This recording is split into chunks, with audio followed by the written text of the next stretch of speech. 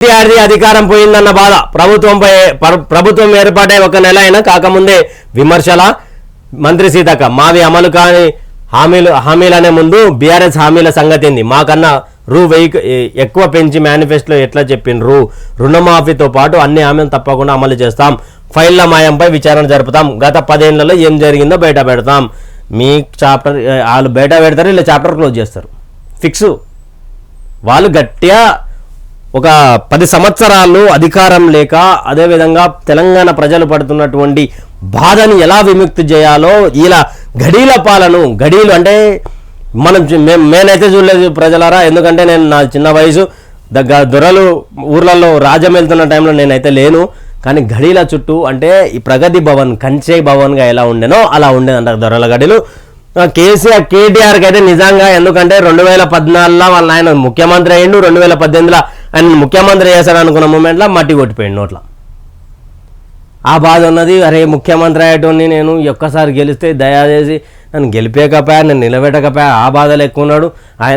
ఆయననేమో సానుభూతి రాజకీయాలు చేస్తున్నాడు అంటే నిన్న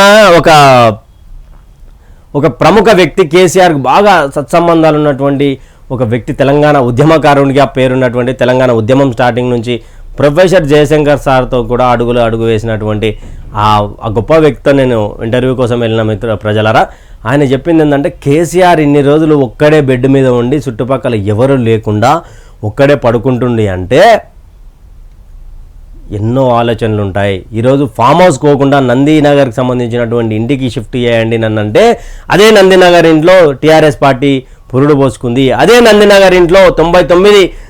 ఎలక్షన్లో ఆయన పడ్డటువంటి బాధలు అన్నీ కూడా నందీనగర్ ఇంట్లో వచ్చిన తర్వాత అవన్నీ రిటర్న్ అయినాయి తెలంగాణ ఉద్యమం మొదలుపెట్టింది ఆ ఇంట్లోనే గులాబీ జెండని చూసింది ఆ ఇంట్లోనే అదృష్టం ఆ ఇంట్లోనే కలిసి వస్తుందనే నమ్మకంతో మళ్ళీ ఒకసారి నందీనగర్ పోతుండు కేసీఆర్ అనే ఒక వ్యూహకర్త ఆయన స్ట్రాటజిస్టు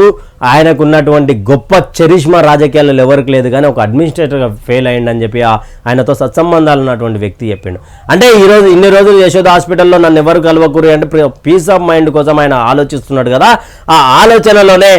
కాంగ్రెస్ పార్టీకి సంబంధించినటువంటి ప్రభుత్వాన్ని కూల్చేస్తామని ఆల్రెడీ బీఆర్ఎస్ పార్టీకి సంబంధించినటువంటి ఎమ్మెల్యేలు వాగుతుంటే అదేవిధంగా ఇక్కడ పార్లమెంట్ ఎన్నికలు రాబోతా ఉన్నాయి తర్వాత సర్పంచ్ ఎలక్షన్ల కంటే ముందు పార్లమెంట్ వస్తాయి కదా పార్లమెంట్లో తన దమ్మేందో చూపించాలి అసలు నందీనగర్ ఇంటికి ఎందుకు పోతున్నాడు ఒక సీక్రెట్గా పోయింది అక్క మీరు ఎంతసేపు ఉన్నా కానీ ఇలా కుంభకోణాలను బయటకు తీసుకురావాలి కుంభకోణాలను బయటకు తీసుకొచ్చి వీళ్ళను సుక్కలు చూపించాలి ఈ కుటుంబానికి అని కూడా విన్నపం చేస్తాము